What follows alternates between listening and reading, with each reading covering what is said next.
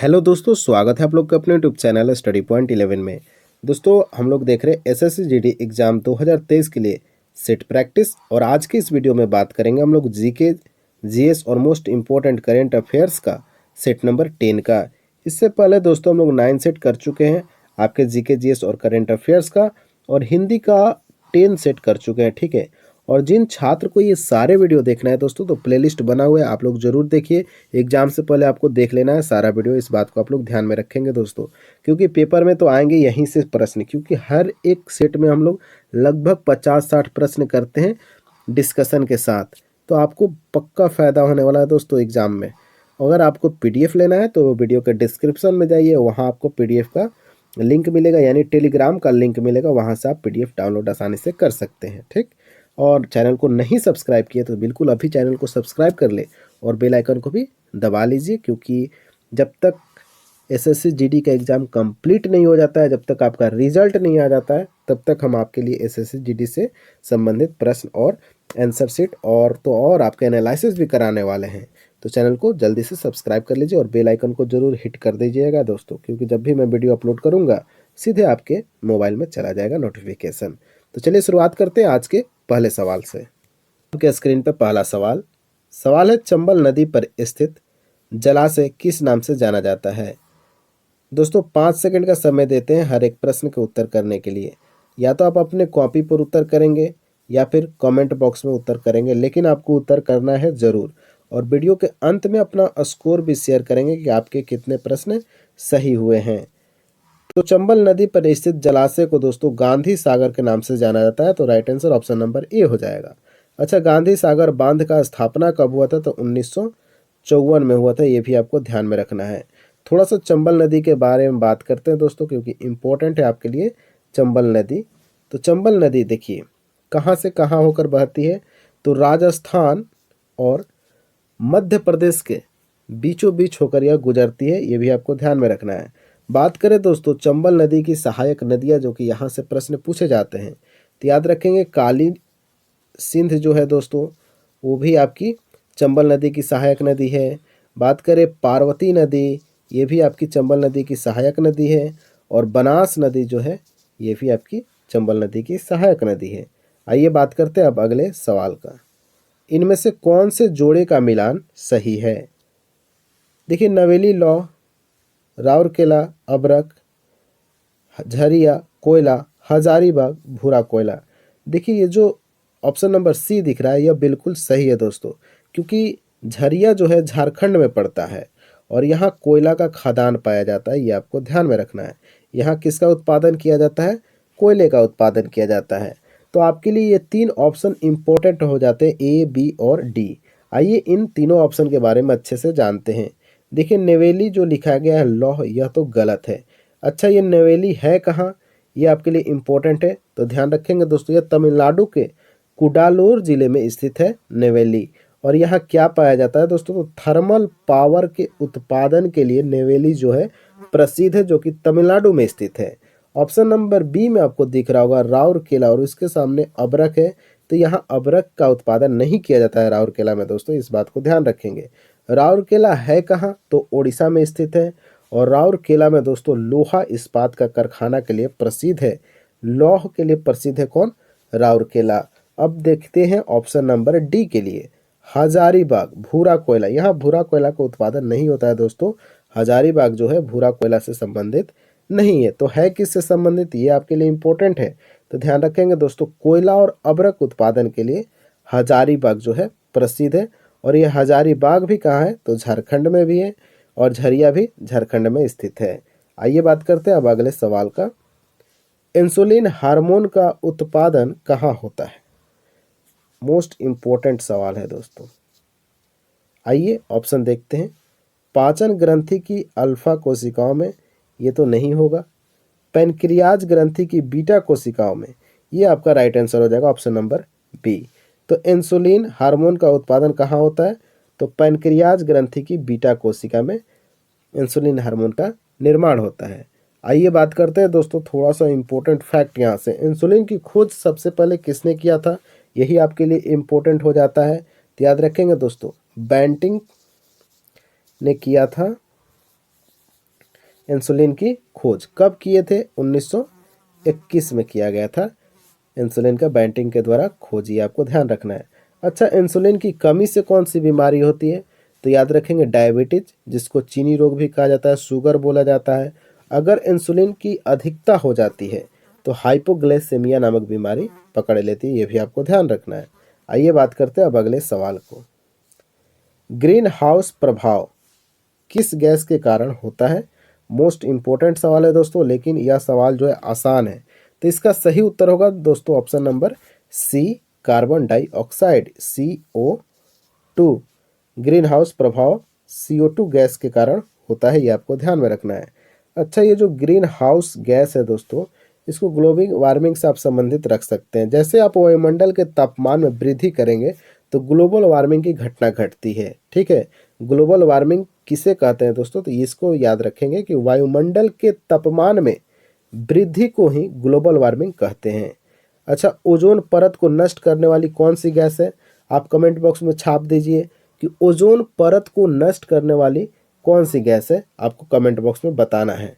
आइए बात करते हैं अब अगले सवाल का। लौह पुरुष के नाम से कौन प्रसिद्ध है? बिल्कुल आसान सा सवाल, सरदार वल्लभ भाई पटेल इसका राइट आंसर हो जाएगा। हालांकि यहाँ से हम लोग कुछ डिटेल्स जान लेते हैं दोस्तों। अभी इतना आसान सा सवाल आ गया है तो कुछ तो एक्स्ट्रा फैक्ट इसके साथ जानना पड़ेगा। आइए बात करते हैं लाला लाजपत राय के बारे में। देखिए, लाला लाजपत राय को पंजाब केसरी की उपाधि दी गई थी, याद है ना आपको। बात करते हैं बाल गंगाधर तिलक।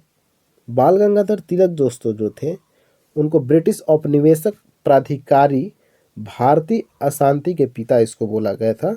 बाल गंगाधर तिलक को भारतीय अशांति के पिता बोले गए थे बाल गंगाधर तिलक। किसके द्वारा? तो ब्रिटिशों के द्वारा। ठीक है, और बाल गंगाधर तिलक का उपनाम क्या था दोस्तों? तो लोकमान्य। ट्रेन भी चलती है ना, लोकमान्य एक्सप्रेस, तो ध्यान रखेंगे दोस्तों, लोकमान्य नाम किनका था? बाल गंगाधर तिलक का। आइए बात करते हैं अब अगले सवाल का। राष्ट्रकूट वंश का महान शासक कौन था? ध्रुव, गोविंद तृतीय, कृष्ण द्वितीय या फिर गोविंद फोर्थ? तो इसका राइट आंसर होगा 26 का right answer option number B, Govind तृतीय जो था दोस्तों राष्ट्रकूट वंश का महान शासक था, ये आपको ध्यान में रखना है। आइए बात करते हैं कुछ राष्ट्रकूट से संबंधित। देखिए, राष्ट्रकूट एक प्रकार का वंश था दोस्तों, और इसकी स्थापना किसने किया था दोस्तों? तो याद रखेंगे दंती दुर्ग ने किया था। यह प्रश्न आपके पेपर में पूछा जा सकता है, इम्पोर्टेंट है। तो राष्ट्रकूट वंश का संस्थापक कौन है दोस्तों? दंती दुर्ग। ठीक है, यानी दांत से क्या कर देगा? कूट देगा, काट देगा। यानी राष्ट्रकूट वंश का महान शासक कौन था? संस्थापना किसने किया था दोस्तों? दंती दुर्ग। और इन चार ऑप्शन में आपको गोविंद तृतीय राइट आंसर था, क्योंकि गोविंद तृतीय जो है राष्ट्रकूट वंश से संबंधित है। अच्छा, राष्ट्रकूट की राजधानी क्या थी? ये भी इम्पोर्टेंट है, याद रखेंगे मान्य खेत जो है दोस्तों, यह राष्ट्रकूट वंश का राजधानी था। और एलोरा के प्रसिद्ध कैलाश मंदिर के निर्माण भी राष्ट्रकूट वंश के द्वारा कराया गया था। यह प्रश्न आपके पेपर में पूछा जाएगा, इस बात को ध्यान में रखेंगे। एलोरा के प्रसिद्ध कैलाश मंदिर का निर्माण राष्ट्रकूट वंश के द्वारा किया गया था। आइए बात करते हैं अब अगले सवाल का। सवाल है आपके सामने, अभिनव भारत का संस्थापक कौन था? यानी सवाल पूछा गया है दोस्तों कि अभिनव भारत का स्थापना किसने किया था? ऑप्शन ए रास Bihari, option B Chandrashekhar Azad, option C Ram Prasad Bismil, option D Veer Savarkar. तो दोस्तों इस प्रश्न का सही उत्तर होगा option number D, Veer Savarkar के द्वारा अभिनव भारत का स्थापना किया गया था। अच्छा, इनके द्वारा एक किताब लिखी गई थी, मोस्ट इंपॉर्टेंट है आपके पेपर के लिए, the Indian war of independence पुस्तक इन्हीं के द्वारा लिखा गया था, BD सावरकर के द्वारा। आप लोग कमेंट बॉक्स में बताएंगे कि BD सावरकर का पूरा नाम क्या है, कहाँ बताएंगे? कमेंट बॉक्स में। आइए बात करते हैं अब अगले सवाल का। भारत में दल रहित लोकतंत्र का प्रस्ताव किसने रखा था? Option A Jayaprakash Narayan, option B doctor Ambedkar, option C Jawaharlal Nehru या फिर SA डांगे। तो इस प्रश्न का दोस्तों राइट आंसर होगा option number A, Jayaprakash Narayan के द्वारा दोस्तों भारत में दल रहित लोकतंत्र का प्रस्ताव रखा गया था। तो 28 नंबर प्रश्न का राइट आंसर ऑप्शन नंबर ए हो जाएगा। अच्छा, जयप्रकाश नारायण की बात आई है दोस्तों, तो काफ़ी इंपॉर्टेंट पर्सन है भारतीय इतिहास में। देखिए, जयप्रकाश नारायण बिहार छात्र आंदोलन के नेता थे, जिसको जेपी आंदोलन के नाम से जाना जाता है। इन्होंने बहुत ही शानदार आंदोलन चलाया था दोस्तों, और उस आंदोलन का नाम रखा गया जेपी आंदोलन। इस बात को आप लोग ध्यान में रखेंगे। और इन्होंने जयप्रकाश नारायण के द्वारा दिल्ली के रामलीला मैदान में संपूर्ण क्रांति का नारा दिए थे। कौन? जयप्रकाश नारायण। कहाँ? तो रामलीला मैदान दिल्ली में संपूर्ण क्रांति का नारा जयप्रकाश नारायण जी के द्वारा दिया गया था। जबकि 1942 के भारत छोड़ो आंदोलन में जयप्रकाश नारायण को गिरफ्तार कर हजारीबाग जेल में रखा गया था, और वहां से जेल के दीवार फांद कर इन्होंने दोस्तों, हो सकता है रस्सी का इस्तेमाल किए होंगे या फिर सीढ़ी बनाए होंगे, लेकिन दिवाली के दिन ही वो जेल से फरार हो गए थे। जयप्रकाश नारायण 1942 में भारत छोड़ो आंदोलन में इनको गिरफ्तार किया गया था। कहाँ रखा गया था, यह प्रश्न आपसे पूछा जाता है, तो हजारीबाग जेल में। इतना आपके लिए इंपॉर्टेंट है, आप ध्यान में रखेंगे। ठीक है। और जेल में ही इन्होंने एक पुस्तक लिखी थी दोस्तों, प्रिजन डायरी नामक। कौन सा पुस्तक इंपॉर्टेंट है, याद रखेंगे, प्रिजन डायरी। प्रिजन डायरी इन्होंने लिखा था जेल के अंदर ही। 1975 के आपातकाल जब लगा था भारत में, उस समय इनको गिरफ्तार किया गया था, तो जेल में ही इन्होंने लिख दिया प्रिजन डायरी पुस्तक। आइए देखते हैं अगले सवाल को। सार्वजनिक क्षेत्र में विनिवेश को कहते हैं, तो दोस्तों इसका राइट आंसर होगा 29 का ऑप्शन नंबर डी, निजीकरण बोलते हैं दोस्तों। सार्वजनिक क्षेत्र में अगर विनिवेश हो रहा है तो उसको क्या बोलते हैं हम लोग? निजीकरण बोलते हैं। तो इसका right answer option number D हो जाएगा, ध्यान रखेंगे। अच्छा, निजीकरण कैसी प्रक्रिया है, ये तो आपको समझना होगा ना। देखिए, जिसमें सरकार एवं सार्वजनिक क्षेत्र की भूमिका को कम किया जाता है, यानी प्राइवेटाइजेशन किया जाता है। ठीक है, जो कि अभी किया जा रहा है, उसी को निजीकरण बोला जाता है दोस्तों। ठीक है, मतलब जो सरकारी संपत्ति है किसी एक आदमी को सौंप दिया जाता है। ठीक है, एक प्राइवेट आदमी को दे दिया जाता है, इसी को निजीकरण बोलते हैं। आइए बात करते हैं अब अगले सवाल को। एक चिकित्सक द्वारा प्रयुक्त होने वाला स्टेथोस्कोप किस परिघटना पर आधारित होता है? तो दोस्तों, जो चिकित्सक स्टेथोस्कोप का यूज करते हैं वह किस घटना पर आधारित होता है, ये आपसे सवाल पूछा गया है। तो 30 का राइट आंसर होगा ऑप्शन नंबर ए हो जाएगा दोस्तों। ध्वनि तरंगों का बहु परावर्तन पर यह स्थित होता है दोस्तों स्टेथोस्कोप। याद रखेंगे, मोस्ट इंपोर्टेंट है। ध्वनि तरंग का बहु परावर्तन पर काम करता है स्टेथोस्कोप। आइए बात करते हैं दोस्तों अगले सवाल का। किस सिख गुरु ने स्वयं को सच्चा पादशाह कहा था? यानी सच्चा पादशाह कौन से सिख गुरु थे जो खुद को बोले थे कि मैं सच्चा पादशाह हूं? ऑप्शन है आपके सामने, गुरु गोविंद सिंह, गुरु हरगोविंद, गुरु तेग बहादुर, गुरु अर्जुन देव। तो दोस्तों इसका राइट आंसर होगा ऑप्शन नंबर 31 का ऑप्शन नंबर ए आपका राइट आंसर हो जाएगा। गुरु गोविंद सिंह ने स्वयं को सच्चा पादशाह बोला था, ये आपको ध्यान में रखना है, इंपॉर्टेंट है आपके एग्जाम के लिए। अच्छा, सिख गुरु गुरु अंगद ने गुरुमुखी लिपि का आरंभ किया था, ये तो आपको पता होगा। गुरु रामदास ने अमृतसर नगर का स्थापना किया था। गुरु तेग बहादुर की हत्या के लिए औरंगजेब जिम्मेदार था। एक सेट में इस पे प्रश्न आया था दोस्तों, और पूरा मैंने बता दिया था सिख धर्म के बारे में। ठीक है, तो आप लोग उस वीडियो को भी देख लेंगे, जिस सेट में भी मैंने कराया हुआ याद तो नहीं है, लेकिन आपको पूरे सेट देख के ही जाना है एग्जाम में। आइए बात करते हैं अब अगले सवाल का। कीमत स्तर के साथ मुद्रा का मूल्य कब परिवर्तित होता है? ऑप्शन ए, प्रत्यक्ष अनुपात में, प्रतिलोम अनुपात में, समान अनुपात में, या फिर उपयुक्त में से कोई नहीं। तो दोस्तों इसका राइट आंसर होगा ऑप्शन नंबर बी, प्रतिलोम अनुपात में इसका राइट आंसर हो जाएगा। कीमत के स्तर के साथ मुद्रा का मूल्य प्रतिलोम अनुपात में परिवर्तित होता है। आप लोग ध्यान में रखेंगे दोस्तों, इसको ऐसे ही याद रखेंगे, ज़्यादा इसको डिटेल्स में जानने की जरूरत नहीं है। आइए बात करते हैं दोस्तों अगले सवाल का। ठंडे पानी की तुलना में गर्म पानी क्यों अच्छा साफ करता है? इम्पोर्टेंट है दोस्तों, ये हमारी डेली की लाइफ में यूज होता है। तो ठंडे पानी के तुलना में गर्म पानी दोस्तों इसलिए अच्छा साफ करता है क्योंकि जब पानी को गर्म करेंगे ना तो पृष्ठीय तनाव क्या होता है उसका कम हो जाता है। तो इसका राइट आंसर क्या होगा? ऑप्शन नंबर ए में दिख रहा है, गर्म पानी में कम पृष्ठ तनाव होता है। तो यही आपका सही उत्तर हो जाएगा, क्योंकि दोस्तों जब आप पानी को गर्म करेंगे तो पानी का पृष्ठीय घनत्व कम हो जाता है। इस बात को आप लोग याद रखेंगे, मोस्ट इम्पोर्टेंट है आपके लिए यह प्रश्न। तो जैसा कि आप लोग देखे होंगे दोस्तों कि जो बड़े बड़े कपड़ा होता है उसको गर्म पानी में धोया जाता है, क्योंकि दोस्तों वो जल्दी से साफ़ कर दे। छोटे कपड़े को तो आप लोग ठंडा पानी में धो लेते हैं तो कोई ज़्यादा मेहनत करने की ज़रूरत नहीं पड़ती, लेकिन जब बड़ा कपड़ा धोना रहता है तो गर्म पानी का यूज़ किया जाता है। आप लोग ध्यान रखेंगे। तो गर्म पानी का क्यों यूज़ किया जाता है? क्योंकि जब पानी को गर्म करेंगे तो उसका पृष्ठीय तनाव घट जाता है। आइए बात करते हैं अगले सवाल का। जब किसी गैस को समानित दाब में रखकर विद्युत विसर्जन दिया जाता है तब ऋणात्मक इलेक्ट्रोड से उत्पन्न किरण को क्या कहा जाता है? तो इसका राइट आंसर होगा ऑप्शन नंबर डी, कैथोड किरण। क्योंकि दोस्तों कैथोड किरण जो है यह ऋणात्मक होती है और इसलिए कैथोड से एनोड की तरफ गमन करती है, क्योंकि एनोड क्या होता है? एनोड होता है पॉजिटिव और कैथोड होता है नेगेटिव होता है। तो यह जो कैथोड है किसके तरफ यात्रा करेगा? एनोड की तरफ, क्योंकि एनोड के पास क्या है दोस्तों? प्लस का चार्ज है। इस बात को आप लोग ध्यान में रखेंगे। और ये इलेक्ट्रॉन की बनी होती है और अपनी सतह के लंबवत निकलती जाती है। इस बात को भी आप लोग ध्यान में रखेंगे। तो इसका राइट आंसर होगा कैथोड किरण। आइए बात करते हैं अगले सवाल का।